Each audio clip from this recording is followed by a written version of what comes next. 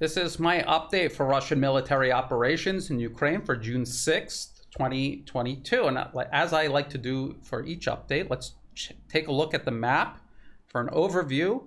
This is liveuamap.com, very pro-Ukrainian. As a matter of fact, most of the sources are the Ukrainian government and the Ukrainian general staff. I like to go to Kherson. Kherson is a city that Russia took very early on in the conflict. They're already consolidating political and economic control over it, getting citizenship for the population of this region, and they are shaping the battlefield in the direction to Nikolaev, and then beyond Nikolaev is Odessa, and then beyond Odessa is Transnistria. And I firmly believe that Russia would like to extend this land bridge all the way to Transnistria. And in this area, over the last couple of days, there have been several attempts by Ukraine to launch counteroffensives. And as you can see, they have not succeeded. That doesn't mean that they're not going to continue trying. But are these significant offensives, or is this just a political distraction from the strategic defeat Ukraine is suffering in the Donbas region? I truly believe that that is the case. Same with the northeast city of Kharkov. There were multiple attempted offensives there by Ukraine, and it has resulted in stalemate, and in some cases Russia taking that territory back. And as I have explained many times before, the Donbas region is Russia's primary objective. All of their attention is focused there. Everywhere else is secondary. That includes around Kherson and also Kharkov, and they have their forces there fixing Ukrainian troops in place, keeping them in check, and that's it. And if they give up some territory and then take it back, that is okay. That is acceptable.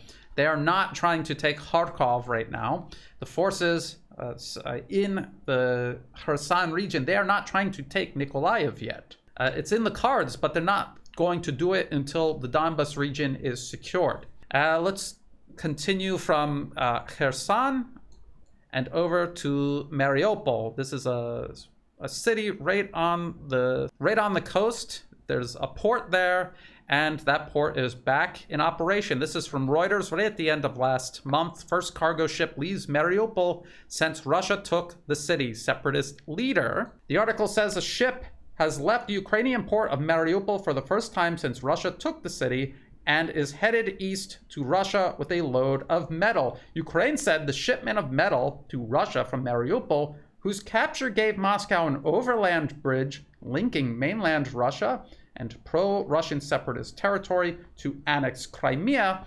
amounted to looting. Now, I think that's very interesting, the way they put that. This overland bridge linking Russia and the Donbas region to Crimea. We keep hearing from the Western media that Russia has accomplished absolutely nothing throughout this conflict, and establishing a land bridge from Crimea all the way back to the borders of the Russian Federation, I think that's quite significant. And a lot of people don't know this, but for the last 8 years, Ukraine had cut off Crimea's primary fresh water supply, and as part of this military operation, destroying that dam and having that fresh water flow back into Crimea, that was a major objective and critical for the people who live in Crimea. Now, why is the port in Mariupol in operation for commercial shipping but not Odessa? Well, that's because Russian forces demined it. Ukraine put these naval mines in and around the port, Mariupol port. They have demined it, they have secured it, and now commercial shipping is possible. They have not done that for Odessa, and even the Pentagon has admitted that commercial shipping is being stopped because of the mines that Ukraine themselves put in and around the port of Odessa. Now let's go back to the map and take a look at the Donbas region. So we go northeast from Mariupol, and the main focus right now is Severodonetsk and Lysychansk. Severodonetsk has over 100,000 people. That was the population before the fighting, and 95,000 in Lysychansk. You can see that Russian forces are in the city, and it is still being contested. And you can see when you zoom out, this gap right here is small enough for Russian artillery to reach any spot in this gap. And if we look here, they're claiming that Ukrainian President Volodymyr Zelensky, he actually visited the troops in Lysychansk, very close to the front line and right in the middle of this developing encirclement. That is extremely risky. And you have to ask yourself why the president of Ukraine would risk his life to do that. And the answer is desperation. This is getting toward the very end for Ukrainian forces in the Donbas region. Their fighting capacity is collapsing. Their layered defenses in many areas are crumbling. This is going to be one of the last major battles in this region. I think there might be 2 or 3 more, especially around Slavyansk and Kramatorsk. But Ukraine's overall fighting capacity is seriously degrading. It gets worse and worse each day, and there is no way for them to reverse this. So the president of Ukraine trying to boost the morale of these troops, sending them on their way to be fully encircled and then eventually eliminated one way or the other. We are hearing about some brilliant masterstroke by Ukrainian forces luring Russian troops into a trap. Let's look at the map again. Severodonetsk. Russian troops had taken almost all of Severodonetsk except for this industrial area here. Ukrainian forces left many of these areas in the city without fighting just about. And then they came back. And they took about 20% of the territory that Russia took from them. They took that back. As a matter of fact, it's this Guardian article. Ukraine forces recapture 20% of territory lost in Severodonetsk. This was a couple of days ago. And I haven't heard anything about this since. It's either a stalemate or Ukraine is slowly being pushed back. Nothing has changed on the ground in the Donbas region that would allow Ukraine to suddenly start having victories. And if you noticed on that map, Ukrainian forces are still being encircled. It wasn't as if they pushed Russia out of the city or encircled Russian forces. They just took, a small slither of the city back, and now they're committed because they've, politically they have really made this point that they're not going to give up Severodonetsk. And so you're going to have all of these troops committed, maybe reserves brought in, all while that cauldron continues to close. Really, when you think about it, they're claiming that this was a trap, and they're going deeper into the encirclement. It defies strategic reasoning. I've heard a very convincing argument made by the Duran. I will put the links to their videos in the video description below. They have said, and I think it's a very strong possibility, that this was all coordinated to mark the 100th day of this conflict. Kiev is prone to do this. They're prone to launch military operations for purely political gains or optics, trying to prove that they're still in this, that they're not about to collapse any day or any week now. Ukrainian general staff, they're not talking about this anymore. They're not talking about what they're going to do next. And this right here, this is a Washington, D.C. based think tank, the Institute for the Study of War, extremely pro-Ukrainian, connected to people directly involved in the overthrow of the Ukrainian government in 2014. If you read through this, it says, listen to the wording carefully. Ukrainian forces are successfully slowing down Russian operations to encircle Ukrainian positions in Lugansk Oblast, as well as Russian frontal assaults in Severodonetsk through prudent and effective local counterattacks in Severodonetsk and their defense of the western Severodonetsk riverbank. Slowing down is not the same as stopping or reversing. It just means you're still losing, just at a slightly slower rate. They're trying to sell this as Ukrainian fighting capacity still being viable. But if it was viable, they would have stopped Russian forces from breaching the layered defenses around Popasnia, which led to this encirclement in the first place. So the vector sum of everything happening in the Donbas region right now is Ukraine losing. They have to seize upon these tactical vignettes to distract you from the much bigger picture of them losing strategically.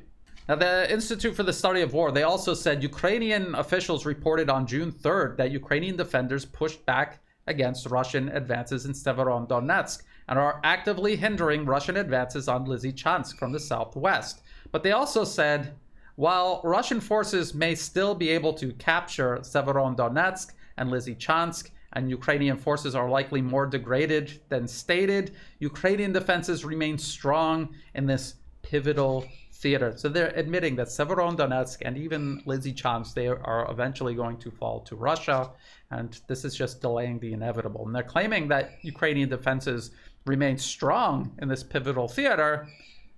I would say Ukrainian defenses are strong in the Donbas region, the strongest anywhere in Ukraine. They built them up over the last 8 years. They're heavily fortified, they're layered, but once they are cracked, once they are breached, that's it. There's no way for them to fall back and establish fortifications on that level anywhere else in Ukraine. It's just not possible.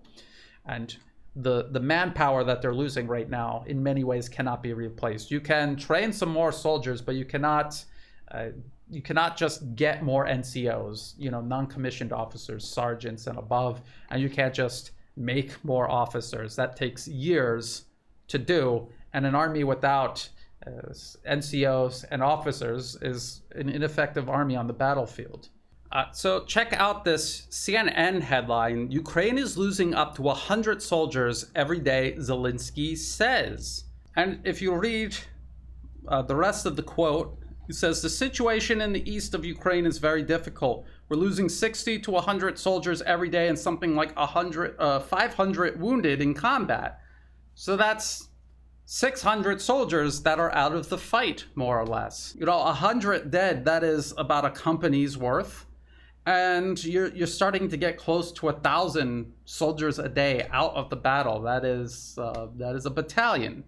And over a month, you are going to lose a brigade's worth. And to put that in context, Ukraine started this conflict out with 20 brigades. They also had a lot of volunteers, territorial defense. They had 20 brigades. That was their main force. They are going to lose a brigade a month at this rate. And that's if President Zelensky is telling the truth. They have been making up numbers, hiding defeats, spinning defeats this entire time. I highly doubt this is the first time he's telling the truth. If you look at the accounts from Russia, it's much, much higher, more than double. And so that means, so you could find some kind of middle ground there where you think it might be realistically, and I would say it's at least double what the Ukrainian government is saying. They're losing 2 brigades a month, at least. At least. That is unsustainable. And now we keep hearing all of these ideas from the West on how they're going to reverse this. And the main means of doing this is sending more and more advanced weapons. Now, I've talked about the M777s.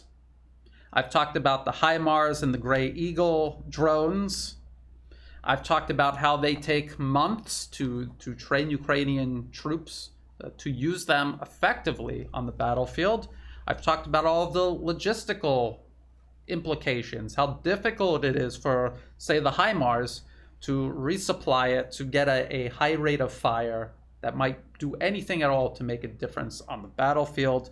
And I've also talked about how most of these weapon systems are not even systems that represent a capability Ukraine didn't already have at the beginning of this conflict. And now the Russian government has come out and they've said this. Russian President Vladimir Putin, this is from TASS, this is Russian state media, fuss over arms deliveries to Kiev aims to stretch out conflict in Ukraine, Putin says. Says the Russian leader thus responded to a request to assess the decision on such deliveries. These are all multiple launch rocket systems, and the Ukrainian army operates similar Soviet and Russian-made Grad, Smerch, and Uragan rocket systems, Putin said. The Russian leader pointed out that the range depended on the rockets that are used and not on the system itself. What we hear today and what we understand These are rockets that fly to a distance of 45 to 70 kilometers, depending on the type of rocket. The same is true about Grad, Uragan, and Smerch rocket systems that I spoke about. They also have the range of 40 to 70 kilometers, and there is nothing new about that. This is why these deliveries by the United States and some other countries can only be related to the intention to help Kiev make up for the losses of its combat hardware, Putin said. And this is essentially what I have been saying. And this is actually, if you read the Western media carefully, this is what they're saying. This article from The Guardian, HIMARS, what are the advanced rockets US is sending Ukraine? And they say both Ukraine and Russia already operate MLRS, but HIMARS has a superior range and precision. And I've pointed out that that is actually not true.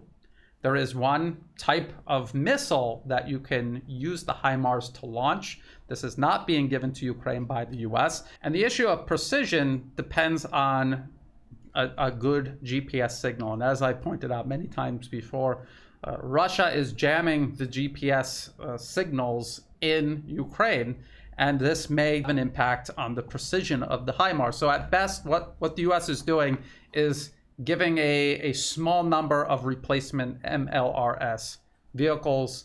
They're not even going to replace what Ukraine has lost, and it is not going to confer upon them any sort of capability they didn't already have at the beginning of this conflict, a capability that has made absolutely no difference in changing the outcome of this conflict. Now, in addition to all of this, we've heard talk about sending modern Western main battle tanks. This will be the next thing they start talking about. There's this headline from Yahoo News: Spain ready to give Ukraine 40 Leopard tanks and also anti-aircraft systems. And there you see it looks like a very formidable main battle tank. It's vaunted. It's supposed to be one of the best main battle tanks in the world. The article says the armed forces of Ukraine might receive about 40 tanks that need to be repaired. So they're getting these tanks that haven't been used for a long time. They need to be overhauled before they even go into action. They have been in storage facilities of the Spanish Army's logistics base for 10 years and are part of a batch of 108 used units that Berlin sold to Madrid in 1995. The article also says Spain offered Kiev to conduct military training in Latvia on their use. The Spanish army has deployed there a contingent of 500 soldiers with 6 Leopard 2E tanks. The second stage of instructing Ukrainian tank soldiers will take place in Spain. Now, I've pointed out that it could take up to half a year to train an entry-level tanker. If they're bringing in Ukrainians that already have experience driving tanks, well, then what that means is these are not additional tanks to Ukraine's existing tank force. They are replacements for tanks that have been destroyed. They're replacing lost vehicles, and this quantity, 40, is not anywhere near enough to actually replace all of the tanks that Ukraine has lost so far. There's another problem. There's another problem. Some people might say, well, maybe the Leopard tank is better. It is not better. I pointed this out before when discussing the prospect of Germany themselves passing Leopard tanks to Ukraine. This article from the National Interest: Turkey's Leopard 2 tanks are getting crushed in Syria. Germany's Leopard 2 main battle tank has a reputation as one of the finest in the world, competing for that distinction with proven designs such as the American M1 Abrams and the British Challenger 2. However, that reputation for nigh invincibility has faced setbacks on Syrian battlefields and placed Berlin in a uniquely awkward national level dispute with Turkey, its fellow NATO member. The article goes on and says numerous Leopard 2s have been destroyed in intense fighting over ISIS-held Al-Bab, a fight that Turkish military leaders described as a trauma, according to Der Spiegel. A document published online listed ISIS as apparently having destroyed 10 of the supposedly invincible Leopard 2s, 5 reportedly by anti-tank missiles, 2 by mines or IEDs, 1 to rocket or mortar fire, and the others to more ambiguous causes. And I assure you that these Leopard 2 tanks going up against the Russian military, they're going to face dangers many times worse than anything ISIS had to offer in Syria. So deploying these tanks to Ukraine is only going to do three things. Number one, it's going to give Russia experience, firsthand experience, hunting and destroying Western main battle tanks. Number two, it's going to be another blow to this myth of Western main battle tanks being invincible. And more specifically, it's going to be another blow to the reputation of German-built main battle tanks. And number three, think about this one. If Russia captures one of these Leopard tanks, or several of them, and they put them in a museum next to, say, a German Tiger or Panther tank, because Germany, even from World War II, the Nazi Germans, all the way up till today, the German army still names their tanks after big cats. They're going to put this tank next to a World War II tank captured from the Nazis. What is this going to do? This is a gift. You know, it's Spain giving them these German-made tanks, but it's a German-made tank nonetheless. This is going to just give this big propaganda win to Russia. It's going to boost their morale. They're going to have, you know, hey, we're capturing German tanks again. It's going to galvanize the whole narrative about Russia being in Ukraine to fight modern day Nazis. I mean, they were fighting in World War II and capturing these tanks from actual German Nazis. And now they're going to be capturing German-made tanks given to Ukrainian Nazis. Just think about that. Think about the boost in morale and the additional moral imperative this will give Russia. It's going to do absolutely nothing to change anything on the battlefield. But in terms of narrative, it's going to be a big boost for Russia. And then let's continue with the destruction of these heavy weapon systems that the US and its allies have been sending into Ukraine. So there's this one, also from TASS, Russian state media, keep that in mind. It says, Russia says it struck artillery training center with foreign staff outside Sumy. It says Russia's high-precision air-launched missiles struck a Ukrainian artillery training center with foreign instructors outside Sumy, 27 clusters of troops and ammunition, and 2 command posts. It also says that foreign instructors used the center to train Ukrainians on operating 155mm M777 howitzers. Now this is, keep in mind, this is what Russia is saying. You have to actually see evidence to confirm any of this, but we have already seen actual footage of Russia finding, tracking, targeting, and attacking M777s out in the field. And this is a process that will continue to repeat itself, targeting the M777s, the HIMARS when they come in, and these German-made Leopard tanks, if and when they get into the country and onto the battlefield. Now, I want to put something else in perspective. I want to talk about this military aid that the US in particular is providing Ukraine. There was this, you know, this next package that was going to Ukraine. And when you look at the numbers, it's less than what they sent the last time. And we can debate on why the US is sending less and less as time goes on, but we cannot deny that they are sending less aid to Ukraine. So this is from the US Department of Defense. Dr. Colin Kahl, Undersecretary of Defense for Policy, holds a press briefing. This was on June 1st, 2022. And they are talking about the details of this aid package. It includes 4 HIMARS multiple launch rocket systems, 15,000 155mm artillery rounds, 4 Mi-17 helicopters, 15 tactical vehicles, and spare parts and equipment. And this isn't even enough to replace what Ukraine has been losing. Not even close. It is a fraction of what they have lost. It's not even going to come close. And I want to talk about these artillery rounds. 15,000 155mm artillery rounds. This would go to the M777s and any other NATO-compatible artillery system floating around there in Ukraine. This 15,000, in addition to the 200,000 that the US has already sent. That sounds like a lot, but it actually isn't. I want to show you this BBC article. The link to all of this will be in the video description below. It says, I watch from afar Russia's latest merciless assault on Severodonetsk. The BBC says, gone are long armored columns and tank and infantry attacks seen in the first months in favor of large-scale artillery barrages, as many as 1,500 shells a day in Rubizhne to wipe out resistance before any ground advance. 1,500 rounds per day, just for one city. And we're talking about, in the Donbas region alone, the front line is over 300 kilometers long. There's artillery battles going on all over the Donbas region. This is just one city for Ukraine to match that rate of fire, 1,500 rounds per day. How long do you think those 15,000 rounds would last? Not even 2 weeks. All of these rounds put together would not even last to the end of this year. That is the level of what's going on in the Donbas region. Just that one city alone. And I'm telling you that it is much, much bigger than that. Much bigger than that. That is what Ukraine faces, running out of bullets and running out of artillery rounds.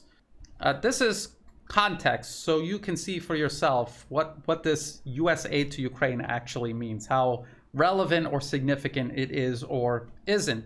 The BBC article also said, since the start of the war, military analysts have made much of Russia's rising casualty numbers and the weakness of morale among its soldiers. Casualty numbers are still rising, but Russia isn't running out of men in Donbas, nor is the Kremlin running short of artillery shells. The BBC article goes on and says, some Western commentators believe Ukraine should submit to end the destruction and cede its territory. But for the weary Ukrainian defenders facing the Russian onslaught, that is unthinkable. In fact, the losses they have suffered have only galvanized their belief that the enemy must be stopped and pushed back. And Vladimir Putin gambled big and lost on taking all of Ukraine, so perhaps that explains the enormous resources he is throwing at achieving a tactical win in Donbas. But a Kremlin victory here won't mean defeat for Ukraine. There is a sky, and the sky is ours. This is a Ukrainian soldier talking. Drones are helping a lot. Weapons have arrived, and multiple rocket launchers. America, lend-lease. The only question is time. It's time, and that's it. And then everything will be Ukraine. This is the level of delusion that people are at. We're still clinging to the idea that somehow Ukraine can win this. And not just win it, but take back everything. The pre-2014 borders. That means all of the Donbas region, all of Crimea. It's utterly delusional. And as I've said elsewhere, this delusion is dangerous. It's deadly. It is getting people killed on a daily basis right now in Ukraine because they refuse to go to the negotiating table. It's not just a matter of weapons and ammunition. It is everything altogether. It's the logistical deficiencies. It's the fact that their trained military that the US built up over the last 8 years is being completely destroyed, and they have no time, no ability to stand up a military of equal or greater strength. If the military that they built up over the last 8 years was not up to the task, nothing they're going to build in the middle of a war outside of Ukraine and then sending it back into Ukraine, that is not going to make any difference. The idea that American lend-lease is somehow going to save Ukraine, it's pure delusion. We've seen one weapon system after the other proposed, sent over, and we've seen it make absolutely no difference on the battlefield. And some people say, well, how could Ukraine win? Ukraine could have won this war by not fighting it in the first place. Ukraine, before 2014, was a nation in the middle. It was neutral.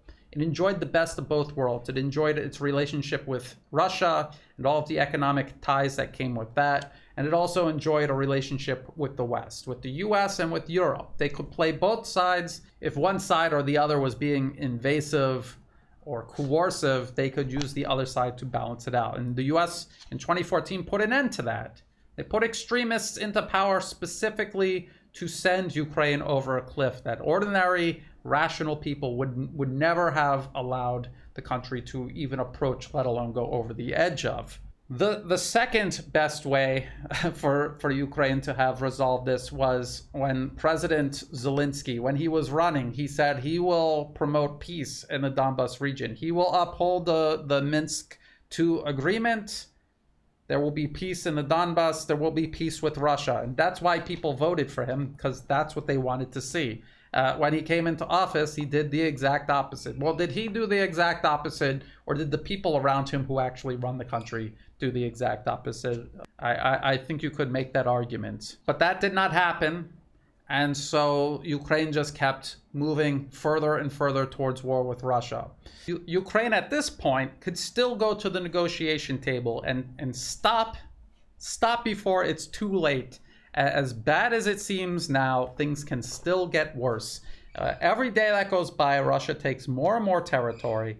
It's territory that now they're not going to give back. This was something that they could have avoided at the very beginning, back at the end of February. They could have made a deal very quickly with Russia. They refused to. They decided to fight on. And how is that working out for Ukraine right now? They're losing entire cities. They're losing entire sections of their country. Almost their entire coast is controlled by Russia. How much further do things have to deteriorate before they decide to come to the negotiation table? And what will they have left when they come to the negotiation table? And with what leverage will they come to the table with to get any sort of concessions out of Russia? Every single day that goes by, the situation is worse and worse for Ukraine. The people encouraging Ukraine to continue right now are people who do not care about the best interests of the Ukrainian people or the Ukrainian nation or what's left of it. These are people who want to use Ukraine down to the last soldier, trying to overextend and drain Russia. That was literally the name of a policy paper by the Rand Corporation, extending Russia. And one of the options was using Ukraine as a battering ram against Russia. This is what's unfolding right now. This is purely serving US interests at the cost of Ukraine's best interest. And of course, we see this materializing in the West. The Western media and Western politicians are starting to catch on to this. I want to show you this article, and there's many, many more like this one. This is from The Guardian. It's an op-ed. Russia is winning the economic war, and Putin is no closer to withdrawing troops. The perverse effects of sanctions means rising fuel and food costs for the rest of the world, and fears are growing of a humanitarian catastrophe. Sooner or later, a deal must be made. Absolutely true. Whether you like it or not, this is the absolute truth. If the best Ukraine can show on the battlefield is them diving in deeper into an encirclement that is going to cut off their forces and force them to either fight to the death or surrender to Russia. If that's the best that they can show on the battlefield, then yeah, Putin is no closer to withdrawing his troops. If that's the case, Russia is winning the economic war. Look at the Russian economy. They have spent years creating a self-sufficient economy to weather this exact scenario. What about the West? What about Ukraine? You definitely cannot say the same for either. So this is the reality that's setting in, that Russia is not going to stop. Ukraine has no way of stopping the Russian military. Even this master stroke in Severodonetsk, they admit, is only slowing Russia down. It's not even stopping them, let alone pushing them back. And if that's the case, no. Russian President Vladimir Putin, he's not going to withdraw his troops. He has no reason to. He's going to continue. And people say, well, what's next after the Donbas region? What's after the Donbas region is anything Russia wants. Once they secure the region, they will have all of these extra battle-hardened forces ready to go anywhere else on the map that Russia feels like needs to be focused on. And Ukraine does not have the ability to repel them. And I have said many times before, the only way this is going to change for Ukraine is if the US and NATO intervene directly. And as I've said many times before, they're most likely not going to fight Russian forces. They're going to create a buffer zone inside of whatever is left of Ukrainian territory to try to preserve something of Ukraine. Things to look out for in the near future. Keep an eye on Severodonetsk, this encirclement, Severodonetsk and Lysychansk. Let's see what Ukraine does next. My guess is that they're going to be driven back. They'll either decide to leave the encirclement before it's too late, and set up defenses further west, or they'll allow themselves to be encircled and destroyed, like in Mariupol. And just keep an eye on all of these Western weapon systems as they get into Ukraine. You have to follow them closely, because when they arrive, and as Russia finds them and destroys them, or as Ukraine continues losing territory and these weapon systems make no difference, you'll never hear about them again. When's the last time you heard about M777s in the Western media versus Russian media, where they're claiming they're destroying them? All of these things to keep in mind and to keep an eye out for. If you thought this video was useful, please like and share. Think about subscribing. It's free to do. It helps the channel grow. If you're watching this on YouTube, check out the video description below for other places you can find and follow my work. I'm on Telegram, Odyssey, and Rumble. In the video description below, you'll find all of the links that I referenced while making this video, as well as ways you can help support my work. You could do that through Buy Me a Coffee, Patreon, and also PayPal. To everyone who has been helping, whether it's one-time donations, month-to-month memberships, or even if you're just helping share my work with others, I greatly appreciate that. I could not do this work without that support. So thank you. And as always, thank you for watching.